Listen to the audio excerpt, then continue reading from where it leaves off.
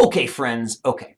So here we are, back with the same model that we looked at on the board outside, except this one I think goes out to like 200 years, and that's fine.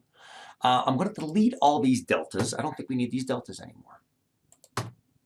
You know we're starting with $100. I'm going to reform the formula here by utilizing what we did outside, which I think was pretty clever. What we did outside was we took $100 and then we multiplied it. Here, let's do it this way. We took $100 and then we multiplied it by 1.01. Now notice that is exactly the same as it was before.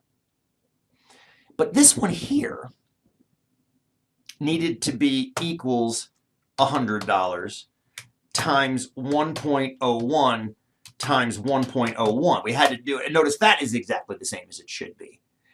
But it's going to get really boring to multiply by all those 1.01s. So for example, this one right here, rather than write 1.01 times 1.01, let's write 1.01 squared, which is the same thing. But even that's kind of silly, because then we'd have to come down to this one and type 1.01 cubed. So what I recommend we do instead is, instead of typing that 2 there, let's click on this 2 over here. The reason that's better is that that will allow us to pull the formula down.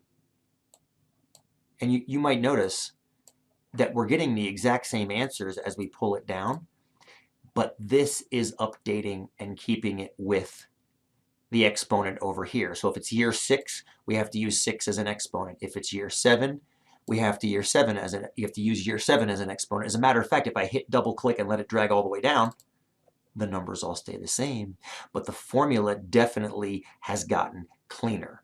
It's the same $100 starting amount times 1.01 raised to that number of years. And the numbers, notice the graph didn't change at all when I did that either. It stayed exactly the same because this formula is equivalent to the one we did before. As a matter of fact, if you're feeling really saucy, you can pull it vertically and it'll also copy it that way. And if you're feeling super saucy and want this to help you with the extra credit, you can pull it all the way to the 100 and then see how that might actually help you with the extra credit on the homework. Okay, now, what I want to chat about at the end, we know the deltas here were going up by 1. These are obviously going up by more than 1, but now I think I know what these are going up by. It's not about linear additions.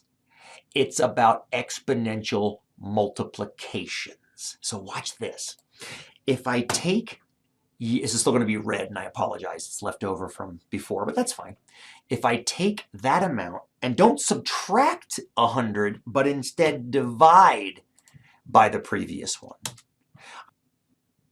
we're going to reformat this so that it's just a general number, 1.01. Now that number should sound familiar to you. It's the number that we multiplied this one by to get this one.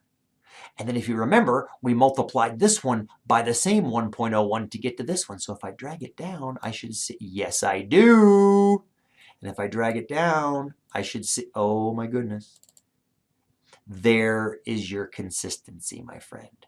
There is your, it's not a consistent addition like it was with the linear model. It's a consistent multiplication. And that is what makes an exponential model an exponential model. It's a repeated multiplication, where a linear model is a repeated addition, an exponential model is a repeated multiplication, which is why it curves. Because as you keep multiplying by the same factor, the height is going to increase exponentially more left to right.